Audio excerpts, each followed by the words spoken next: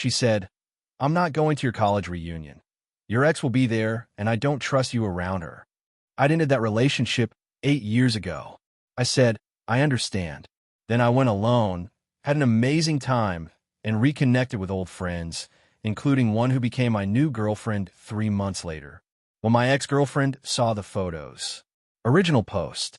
I, 30 male, dated my college ex for about a year and a half when we were both 21 to 22. We broke up mutually because she was moving across the country for grad school, and neither of us wanted long distance. It was sad but amicable. We wished each other well, stayed Facebook friends, and that was that. Haven't spoken to her directly in over 5 years. She's married now, has a kid, seems happy. I'm genuinely glad for her. I've been with my girlfriend, now ex-girlfriend, for 3 years. Met her through a co-worker, hit it off, moved in together after 18 months. Things were good, or so I thought. My college does a big reunion every 5 years. The 10-year reunion was coming up this spring, and I was excited. College was genuinely the best 4 years of my life. Not in a sad, peaked-in-school way, but in a I made lifelong friends and have great memories way. I'd lost touch with a lot of people and was looking forward to reconnecting. The reunion was a 3-day weekend. Friday night mixer, Saturday activities, and formal dinner, Sunday brunch, and goodbye. I planned to bring my girlfriend. We talked about it for months. I bought 2 tickets at $185 each, booked a hotel room, arranged time off work. Then 2 weeks before the event, my girlfriend dropped a bomb. "I'm not going." "What? Why?" I looked at the Facebook group for the reunion. "Your ex is going." "Okay." She went to the same school. It makes sense she'd go. "I don't trust you around her." I literally laughed. I thought she was joking. She wasn't. "I'm serious. I've seen how you talk about college. The best years of your life, all those memories. I know what happens at reunions. People drink, they get nostalgic, they make mistakes. My college ex is married with a child. I haven't spoken to her in 5 years. There's nothing there. That's what everyone says before they cheat. I'm not everyone. And I'm not going to cheat on you with someone I dated for 18 months, almost a decade ago. I've made up my mind. I'm not going, and I don't think you should go either. The tickets are non-refundable. The hotel is booked. I've been looking forward to this for months. Then get a refund. Or lose the money. I don't care. But if you go to that reunion, knowing your ex is there, knowing how I feel about it, that tells me everything I need to know about your priorities. I sat with that for a moment. "I understand," I said. She looked relieved. "Thank you. I knew you'd see it my way." "No. I mean, I understand that you don't trust me. After 3 years together, you think I'd cheat on you at a reunion with a married woman I haven't spoken to in half a decade. That's what you think of me. That's not. I'm just protecting our relationship. You're not protecting anything. You're controlling. There's a difference. So what? You're going anyway." "Yes, I'm going. Alone, apparently, since you've decided not to come. But I'm going. If you go to that reunion, we're done." I looked at her. 3 years together. Countless dinners, trips, inside jokes, plans for the future. And she was willing to throw it all away because she couldn't handle me attending an event where a woman I dated 8 years ago might also be present. "Then I guess we're done," I said. She stared at me like I'd slapped her. "You don't mean that." "I absolutely do. You just gave me an ultimatum over something completely unreasonable. You told me you don't trust me. You try to control where I can and can't go based on your insecurities. That's not a relationship I want to be in. You're being ridiculous. You're throwing away 3 years over a reunion. You threw away 3 years when you told me you don't trust me. I'm just accepting your decision." I slept on the couch that night. By the end of the week, I'd found a short-term sublet and moved my essentials out. The apartment lease was in both our names, but we had 3 months left. I paid my half through the end and told her she could find a new roommate or cover the rest herself. The reunion was 2 weeks away. I went alone. Update 1, 3 weeks later. The reunion was incredible. I reconnected with people I hadn't seen in years. My old roommate, friend from my major, people from clubs I'd been part of. We shared stories, laughed about old times, and genuinely enjoyed each other's company. The formal dinner was beautiful, the campus looked amazing, and I remembered why I love that place so much. My college ex was there. We said hi, exchanged pleasantries for maybe 5 minutes, and that was it. She showed me pictures of her kid. I congratulated her on her life, and we went our separate ways. She spent most of the weekend with her husband, who'd also attended our school. It was genuinely, completely, utterly uneventful. But here's the thing I didn't expect. I reconnected with someone else. Her name wasn't anything special at the time. We'd been friendly in college, part of the same extended friend group, but never particularly close. She'd been quieter back then, more reserved. At the reunion, she'd come out of her shell. We ended up talking for hours at the Friday mixer, grabbed coffee together on Saturday afternoon, and exchanged numbers before Sunday brunch. Nothing romantic happened at the reunion itself. We were both freshly out of relationships, her from a 2-year thing that ended badly, me from my 3-year situation. Neither of us was looking for anything, but we started texting, then calling, then meeting for dinner whenever we could. She lives about 90 minutes away. Within 3 months, we were officially dating. And she's amazing. Smart, funny, kind, secure in herself. She doesn't interrogate me about my exes or demand to see my phone. She trusts me because I've given her no reason not to. It's what a healthy relationship is supposed to feel like.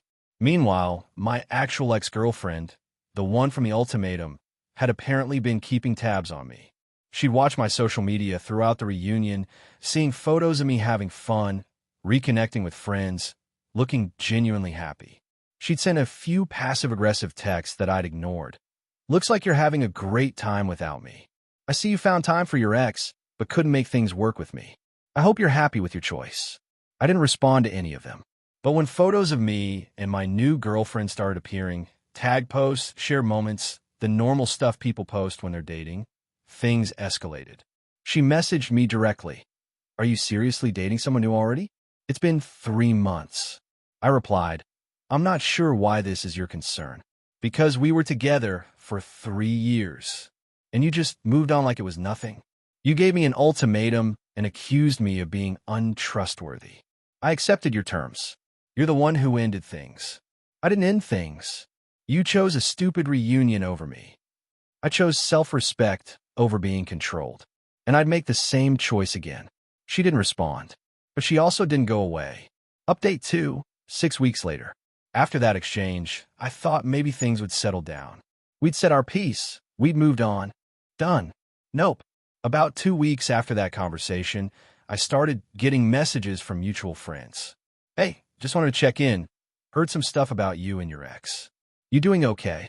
Is it true you were seeing someone else while you were still together? She's saying some wild things, wanted to get your side. My ex-girlfriend had started a whisper campaign. According to her version of events, I had been emotionally cheating on her for months before the reunion. She claimed I'd been obsessing over my college ex, that I'd admitted I still had feelings for her, and that I'd used the reunion as an excuse to reconnect with old flings. The new girlfriend I was seeing? According to her, I'd been planning that all along. None of this was true. Literally none of it. I hadn't spoken to my college ex in years. I barely remembered my current girlfriend from college until we reconnected at the reunion. There was no planning, no obsessing, no emotional cheating.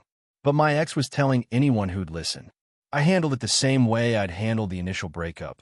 I didn't engage with the drama, but I was honest with anyone who asked directly. I kept my responses simple and factual. We broke up because she gave me an ultimatum about attending my college reunion. I went anyway. That's the whole story. Some people believed her version. Some believed mine. Most realized the truth was probably somewhere in the middle and didn't care either way. I lost a few acquaintances who were more her friends than mine, which was fine. But then she targeted my new girlfriend. She found her on social media. Instagram, Facebook, LinkedIn, everything public, and started sending her messages. You should know what you're getting into. He's a liar and a cheater. He was obsessed with his college ex the whole time we were together. He'll do the same to you. I'm just trying to warn you before you waste years of your life like I did. My girlfriend showed me the messages without any drama. Your ex is reaching out to me. Thought you should know. I was mortified. I'm so sorry. I'll handle it. You don't need to handle anything. She's clearly not okay. I'm just going to block her and move on. And she did. No interrogation, no accusations, no demand that I explain myself or prove my innocence. Just a calm acknowledgement that my ex was acting inappropriately, a decision to remove herself from the drama, and life continued. That's when I knew for certain I'd made the right choice. I did reach out to my ex one final time, though. Not for closure. I had that already, but to make something clear. I know you've been messaging my girlfriend. That needs to stop. Whatever happened between us is between us. She has nothing to do with it. I was trying to warn her about you. You were trying to sabotage my relationship because you're angry about how ours ended. Those are different things. You ruined my life. We were supposed to get married, have kids, and you threw it all away. We never talked about marriage. We never discussed kids. You're rewriting history to make yourself the victim. I am a victim. You chose some stupid reunion over me. I chose to attend an event you tried to forbid me from going to. That's not victimhood. That's consequences. You're going to regret this. When she dumps you, and she will, you're going to realize what you lost. I didn't respond. Just blocked her number, her social media, everything. Complete and total cutoff. My girlfriend handled the blocking on her end too. And just like that, the direct harassment stopped. Final update, 2 months later. It's been about 5 months since the reunion. A lot has settled, and I figured I'd share where things stand. My new relationship is going strong. She's met my parents, I've met hers. We've talked about future plans, nothing too serious yet, but the kind of conversations you have when you can actually picture a future with someone. She's everything my ex wasn't. Secure, trusting, communicative, genuinely supportive of my friendships and interests. The contrast is stark. With my ex, I was constantly walking on eggshells, managing her insecurities, avoiding topics that might set her off. With my current girlfriend, I can just exist. Talk about my day, mention female coworkers without getting interrogated, maintain friendships without justifying every interaction. It's remarkable how much lighter life feels when you're not constantly defending yourself. As for my ex, the mutual friend network eventually sorted itself out. The people who believed her dramatic version without asking me were never really my friends to begin with. The people who actually knew me, stuck around. One of my closest friends told me, "Dude, anyone who spent 5 minutes with you knows you're not a cheater." She was projecting hard. Her campaign against me fizzled out when people stopped engaging with it.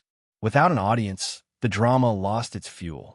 But here's the part that brings this story to its conclusion. About 3 weeks ago, one of those mutual friends reached out to me.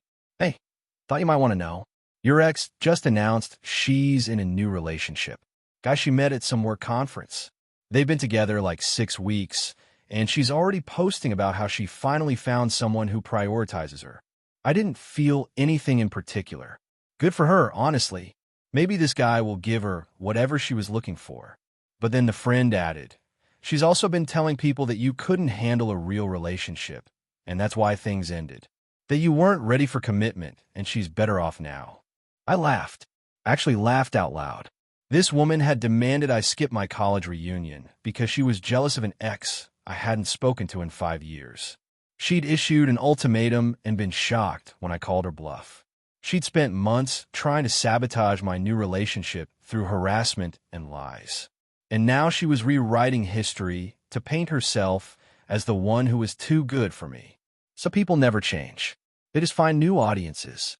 I didn't respond to the friend's update with anything dramatic. Just a simple, "Thanks for letting me know.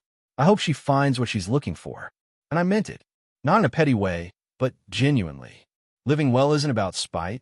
It's about actually living well. And I am. The reunion photos are still on my social media.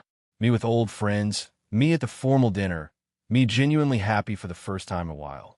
One of those photos, the one from Sunday brunch, where my current girlfriend and I are laughing at something someone said, is now my favorite picture of myself. Not because of what it represents about my ex, but because of what it represents about me. Someone who chose his own happiness over someone else's unreasonable demands. Someone who walked away from control and found freedom. Someone who trusted that things would work out, and they did. My ex saw those photos and saw betrayal. I see a man who finally stood up for himself. That's the difference between us. Thanks for following along, everyone. The comments on my earlier posts helped me stay sane during some genuinely confusing weeks. You reminded me that boundaries aren't betrayals and that choosing yourself isn't selfish. Time to log off and go live my life. My girlfriend and I are trying a new restaurant tonight. Apparently, they have incredible tacos. Life is good,